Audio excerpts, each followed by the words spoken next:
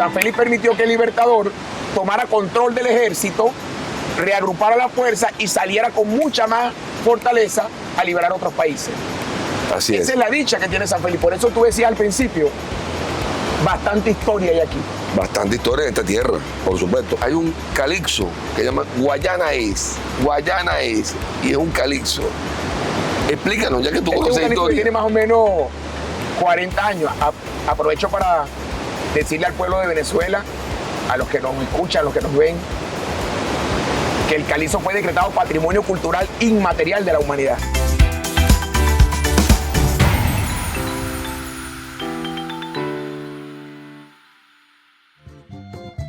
Saludos a mi gente de Lealtad Venezuela. Hoy nos trasladamos a el estado Bolívar. Específicamente estamos en Puerto Ordaz, el Parque Cachamay, un parque que tiene un referente histórico. Está dentro de la misma ciudad, pero además de eso tiene 2 represas. Aquí hay mucha historia que contar. Hay muchos elementos que conforman la historia de este estado tan hermoso como es el estado Bolívar. Hoy estaremos conversando con Jesús Ortega, un hombre de una trayectoria indiscutible a nivel académica, maestro y también es politólogo. Pero además de eso cumple unas funciones extraordinarias en este estado y que nos va a aportar en el transcurso de nuestra conversación interesantes anécdotas y refrescar la historia. Jesús, gracias por venir a nuestro programa de Lealtad Venezuela. Muchas gracias a ti, Iván. Saludo especial a los televidentes, a los que semana a semana se dedican a sintonizar y a ver en las distintas plataformas digitales lo que Lealtad Venezuela le viene planteando al país, que creo bien preciso para nosotros es saber que siguen apareciendo voluntades que son leales a la patria, que son leales al país, y en eso está Lealtad Venezuela. Si algo nosotros podemos agradecer y podemos significar es el hecho que sigan apareciendo iniciativas que promuevan lo bueno, que promuevan lo bueno del venezolano, que promuevan lo bueno del país, que promuevan las bellezas naturales, las bellezas culturales que tiene nuestro país. Y por eso agradezco profundamente su iniciativa y les doy la bienvenida al estado Bolívar, a Ciudad Guayana. Ciudad Guayana es una ciudad muy noble, una ciudad que apenas tiene medio siglo, una ciudad con una carga de historia tremenda así, que pasa los 2 siglos de la lucha de independencia, pero es una ciudad conformada al fragor de la industria que se instala en una parte de Puerto Ordaz, cerca al río Orinoco, pero que tiene una población muy importante demográficamente hablando en San Félix. Entonces Ciudad Guayana la conforman San Félix y Puerto Ordaz. Y nos separa un río hermoso que se encuentra con el Orinoco, que es el Caroní, y un puente. Cuando no existía el puente, nuestros viejos venían de San Félix, cruzaban una chalana en la mañana, iban a la industria, trabajaban, se devolvían y volvían a sus casas. Después el puente nos unió mucho más efectivamente, más rápidamente. Pero es una ciudad bonita, una ciudad que tiene en su haber nada más y nada menos que unos parques impresionantes sembrados en el corazón de la ciudad. Este parque específicamente, esta belleza de parque, el Parque Cachamay, era el parque más popular, era el parque donde el pueblo llano podía tener acceso de forma inmediata por el transporte público. Entonces este parque nos recuerda muchísimo nuestra infancia, porque era una excursión obligada. Terminábamos clase en el colegio y era obligado venir al Cachamay, y si no, de forma independiente con tus padres, en transporte público, nos quedábamos al frente y veníamos a disfrutar de estas bellezas naturales. Cualquier ciudad en el mundo diera por tener algo parecido al Cachamay y a la Llovizna en el corazón de su propia ciudad. Convivimos con el parque. convivimos con la represa. Aquí tenemos atrás prácticamente el último aprovechamiento hídrico del Bajo Caroní, lo tenemos aquí en Macagua, pero tenemos más arriba la represa de Caruachi, tenemos más arriba la represa de Tocoma que está en construcción y que el presidente de la República anunció recientemente que se va a retomar. Y tenemos más arriba Guri. O sea, el Caroní ha dado para un aprovechamiento hídrico impresionante. En Bolívar se produce el 70% de la electricidad del país. Este estado hermoso, por ese grandioso río que permite el aprovechamiento hidrológico. Así es. Bastante historia de aquí. Bastante historia de aquí. Y hablando de la historia, ayer recientemente celebramos un año más de la batalla de Carabobo. 203 años de aniversario, ¿verdad? Pero también aquí en este estado nace la octava estrella, la que casualmente une y desune a los venezolanos. Pero la historia es la historia. Y eso tiene su importancia y su connotación. Aquí se libró en San Félix, en 1817, una batalla. Correcto. Que marcó el hito para que se decretara la octava estrella en el Congreso de Angostura. Háblanos un poquito más de eso, de la octava estrella. A ver, porque es la historia. Mira, tú me permites, por favor, que lo ejemplifique en un pequeño poema de un cultor popular, patrimonio cultural de este estado, don Bernardino Ortega, en 4 versos, muy cortos, bien sencillos, bien bonitos, que narra la historia de cómo se logra esa estrella y por qué es en este momento que se decreta, años atrás, por supuesto. Decía algo así como que Piar logró la octava estrella, Bolívar lo decretó, Chávez fue quien lo cumplió, Guayana brilla con ella. Fíjate que en ese poema, cuando la primera estrofa, Piar logró la octava estrella, porque fue aquí en el 17. Claro, en la batalla de San Félix. 1817. Sí. Bolívar decreta la incorporación de la octava estrella al Panteón Nacional hace 200 años.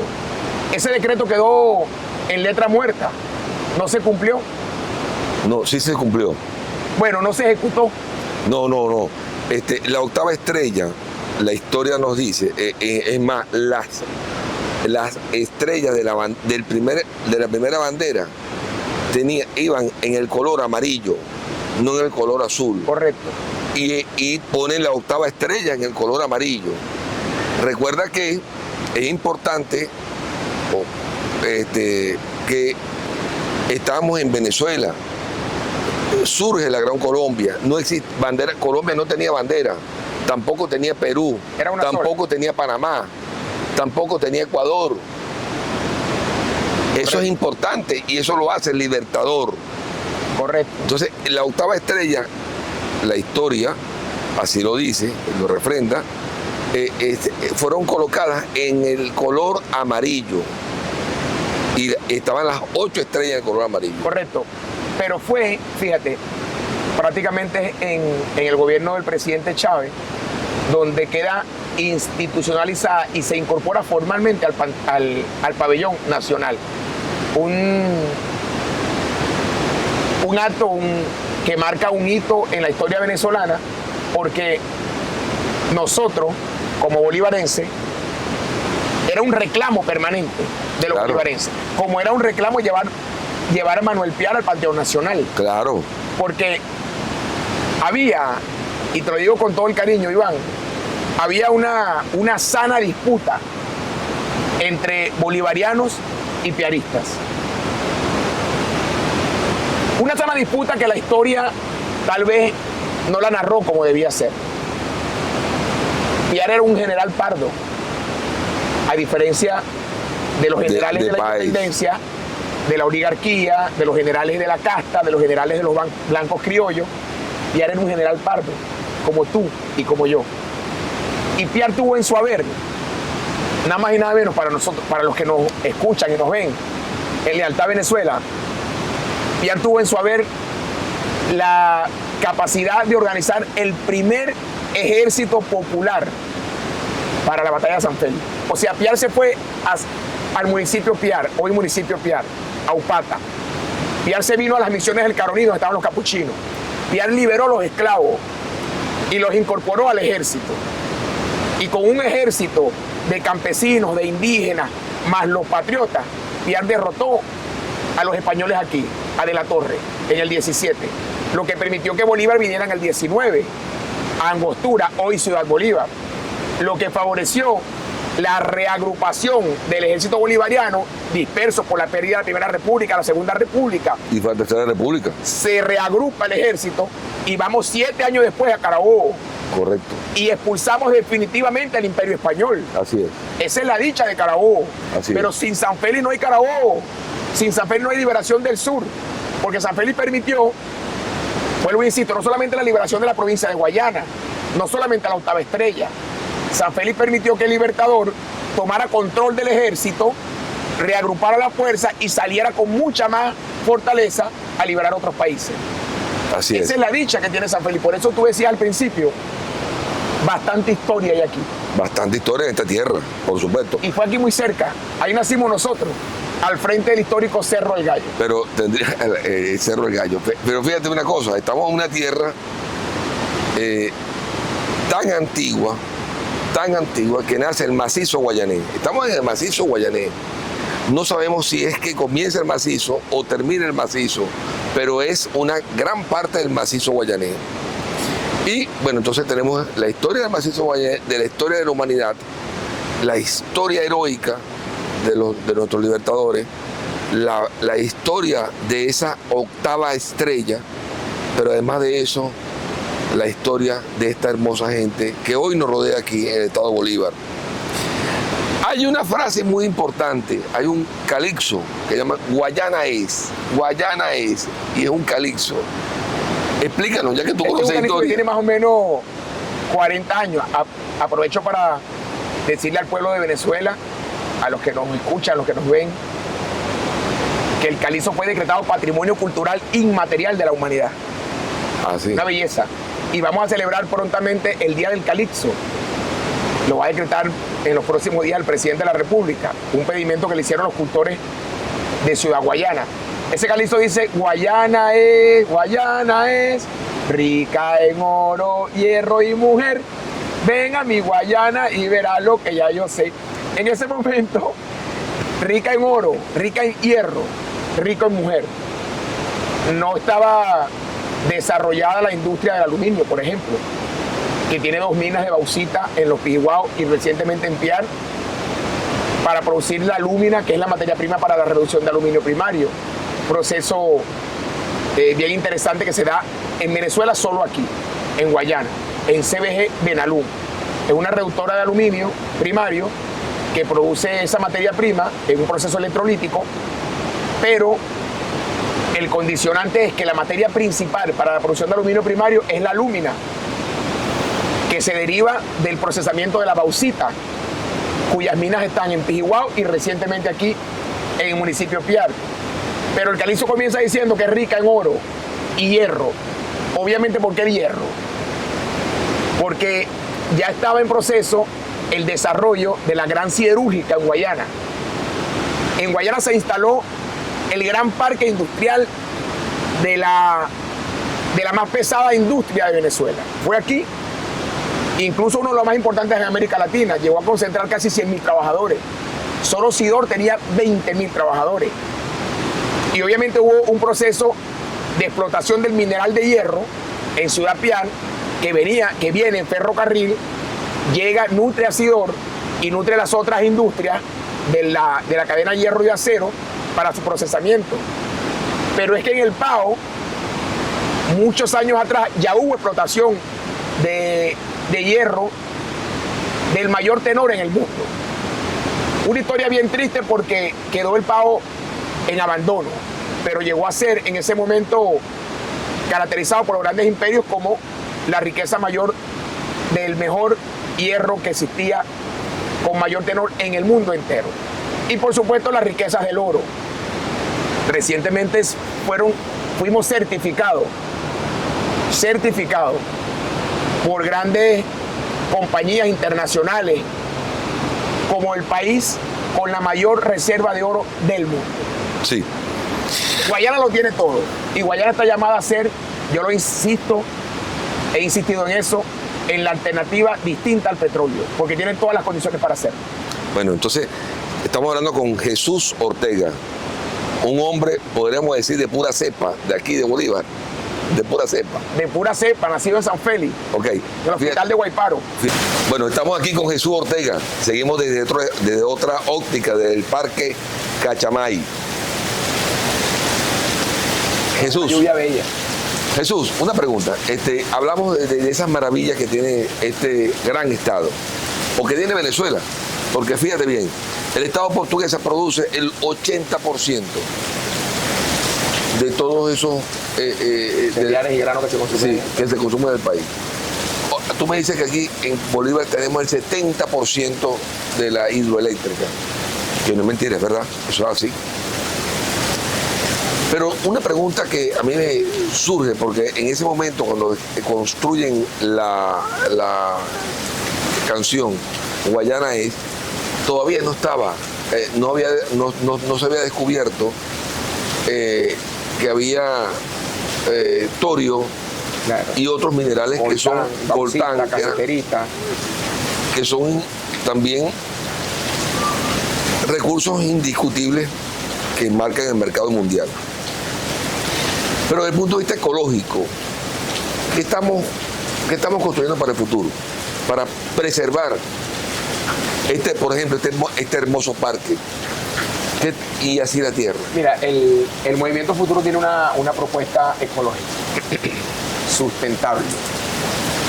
Nosotros buscamos la sostenibilidad y la armonía entre la naturaleza y el hombre, entre la política y la naturaleza. No puede haber una revolución si no hay la preservación del medio ambiente. No puede decir que tienes una propuesta de país distinta que recoge intereses de los movimientos sociales distintos si no vas en armonía con el medio ambiente. Creo que una de las banderas fundamentales del Movimiento Futuro es la preservación de todo el medio ambiente. Más allá de propuestas ecológicas, modernas, incluso tomando como referencia la Constitución o tomando como referencia el objetivo general de la preservación del planeta. Más allá de eso, cuando tú aterrizas, cuando tú convives el día a día y te das cuenta de la importancia que tiene el medio ambiente, eso tiene que hacerte mirar, volver la mirada incluso a lo que dejamos de hacer. Y lo digo autocríticamente, y lo digo responsablemente. Nuestros hijos, cuando hablamos del futuro, estamos hablando del futuro para nuestros hijos, para nuestros nietos, para las generaciones que vienen detrás de nosotros. ¿Qué tenemos que dejarles? ¿Qué tenemos que aportar para el futuro? Tenemos que aportar un país verde, sustentable, ecológicamente sano, para el disfrute, el deleite y la salud de todos los venezolanos y de todas las venezolanas. Creo que en eso nosotros se nos va a ir la vida, tal vez, pero no descansaremos en luchar y en pregonar y en hacer volver la mirada para la autosostenibilidad del medio ambiente como industria incluso. Si lo vemos como industria turística, debe ser sustentable, debe ser armoniosa, debe ser respetuosa con el medio ambiente. Hablando de nuestros hijos, de nuestras hijas, de lo que vamos a dejar, hay un tema que es muy sensible. Estamos en el 2024. Ya esos niños que nacieron a finales del 98, 99, 2000, ya tienen 26 años, tienen 24 años, tienen 23. No quiero decirte los que nacieron en el 2010, que ya tienen ya 14 años. Esa juventud, eso que está creciendo, y crece de una manera vertiginosa, que están haciendo con estos nuevos movimientos, por ejemplo, no tengo nada que ver, no tengo tampoco que vean sectario el tema, por ejemplo, del grupo LGTB, el grupo de la inteligencia artificial, IA se habla ahora, se habla de la robótica, se habla de muchos cambios que son cambios abruptos. ¿Cómo tú visoras el futuro para estas nuevas generaciones? Yo soy, por ejemplo, un crítico. Yo soy lo que piensa que el sistema educativo tiene que reinventarse y adecuarse a los nuevos tiempos, a las nuevas realidades. De ahí que tenemos que apoyar a esas maestras y a los maestros, a los profesores, adecuarlos, ayudarlos a que ellos también se adapten a estos nuevos cambios para darle a esta juventud una mirada más holística, más integral. ¿Cómo tú avisoras esto? Mira, yo he sido maestro de aula. Yo he tenido la dicha y agradezco profundamente a Dios de haber trabajado desde preescolar hasta la universidad. Y la pedagogía y los métodos de evaluación y la psicología aplicada a la educación y la psicología aplicada al aprendizaje de los 90 no es la misma del 2020. No es la misma, no. Son 40 años después. Sí. Y la evolución, no habían los niños índigo, no habían los niños cristal. Empezaron a aparecer un sinfín de nuevas connotaciones en el proceso educativo. Nosotros evaluamos, por ejemplo, del 1 al 20. Correcto. El 10 era en la raya, el 11 un poquitico, para abajo, pero ahorita los métodos de evaluación son distintos. Logrado, competencia no lograda, satisfecho, satisfactorio, en fin, hay otros modelos que van, y cada día va a ser distinto, y van a aparecer nuevas modalidades. Y la pedagogía tiene que adaptarse al nuevo momento, no puede quedarse atrás. No puede. La educación... No debe. No debe, además. Creo que desde la perspectiva de futuro hay una apuesta permanente al respeto de las minorías.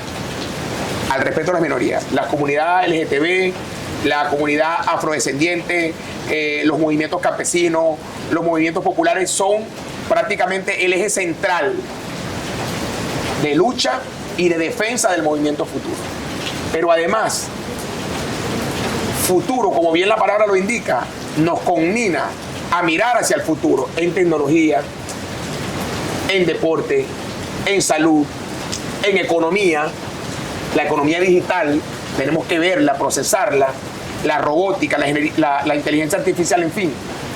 Todos los procesos que vayan saliendo deben estar siendo asumidos o son asumidos desde la perspectiva nuestra como transversales en el desarrollo del país. La política principal del movimiento futuro es alinearse, defender y propiciar espacios para que las minorías y para que los nuevos procesos que se vengan dando en el mundo también sean procesos banderas en Venezuela. Te pregunto algo, ¿por qué futuro? Porque, por ejemplo,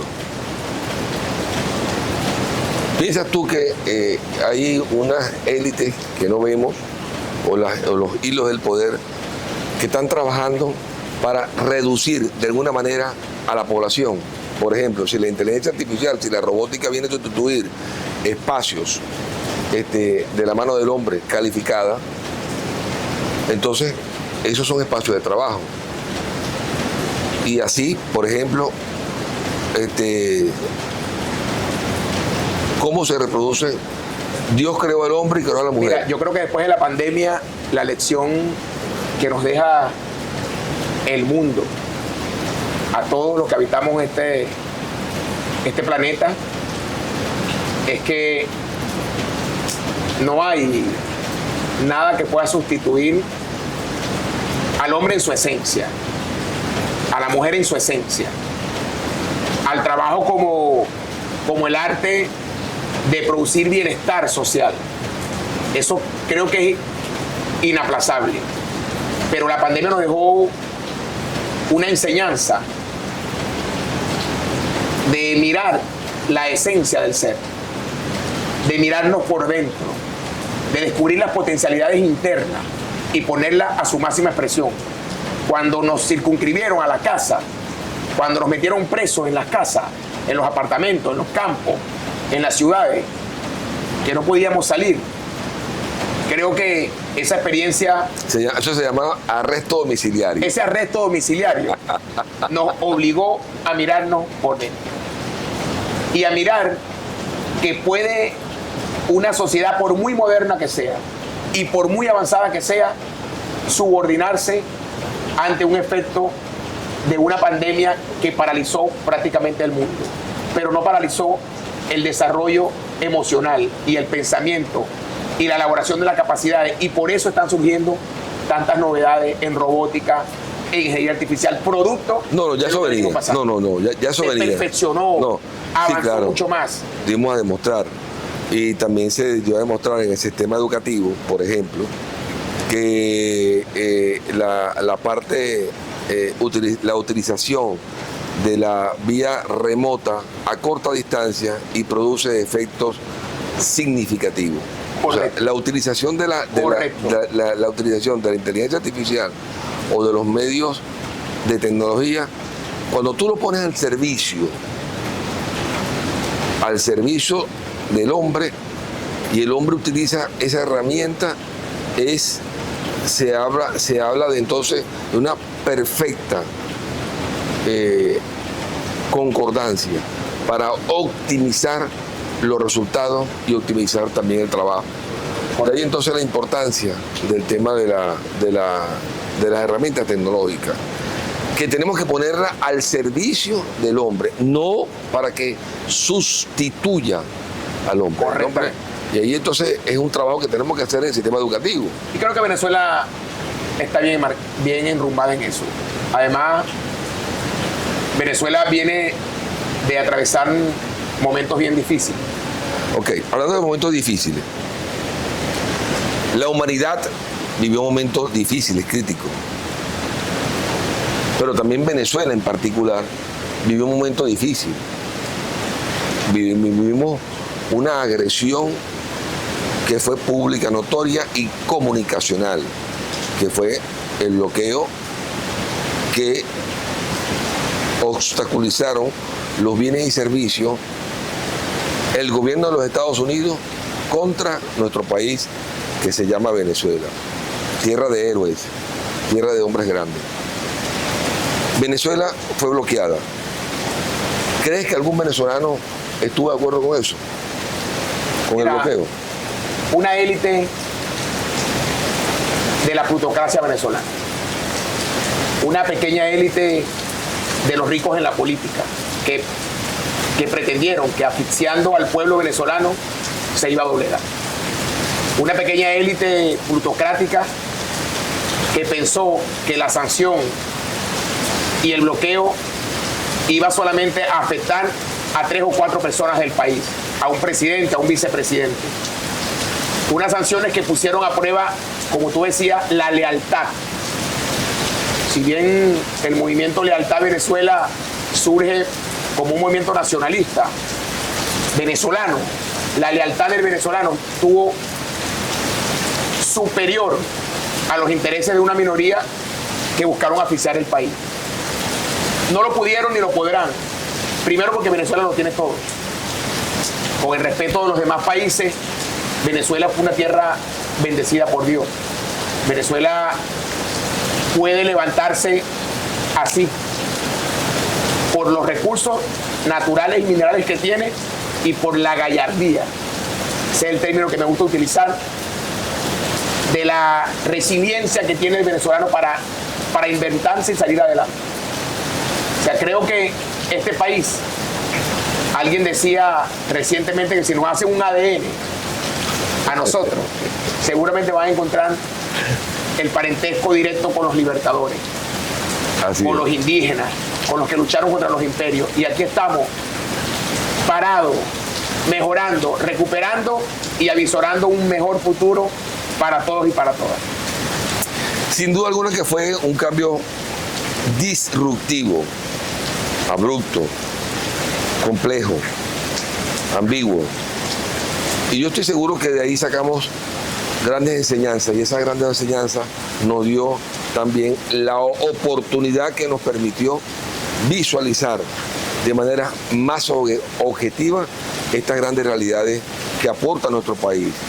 y que aporta este inmenso y hermoso territorio, por ejemplo, como fue Bolívar, como fue Portuguesa, y así todos los estados de Venezuela tienen su riqueza. De ahí entonces el enorme potencial, y de ahí entonces la grandeza de nuestro país. Correcto. Y por eso se llama Venezuela, el Lealtad Venezuela. Nuestro movimiento nació y emergió a raíz del secuestro que le hizo la justicia argentina al avión venezolano Entrasur, que recientemente terminaron ya entregándolo a los Estados Unidos, y Estados Unidos lo destruyó. Un avión que comercialmente fue comprado legítimamente, pagado a otro país, y sin embargo no lo decomisaron. ¿Ves? Y entonces esos son los pequeños detalles que nos hacen ser grandes en momentos que apremian y que llaman a los venezolanos a la responsabilidad. Quiero que vuelvas a Bolívar. Volveré. Invitar que venga Lealtad Venezuela y vayamos al casco histórico de Ciudad Bolívar, ahí donde el decreto de Angostura, para recargarnos de la energía patria que nos caracteriza a nosotros los venezolanos. Aquí nació la octava estrella y aquí nos despedimos. Lealtad Venezuela, en otra ocasión. Gracias, Jesús, Gracias por a ti. esta hermosa entrevista Un gran abrazo. llena de lluvia aquí al lado, en el Parque Cachamay. Hasta una nueva ocasión. Se les quiere.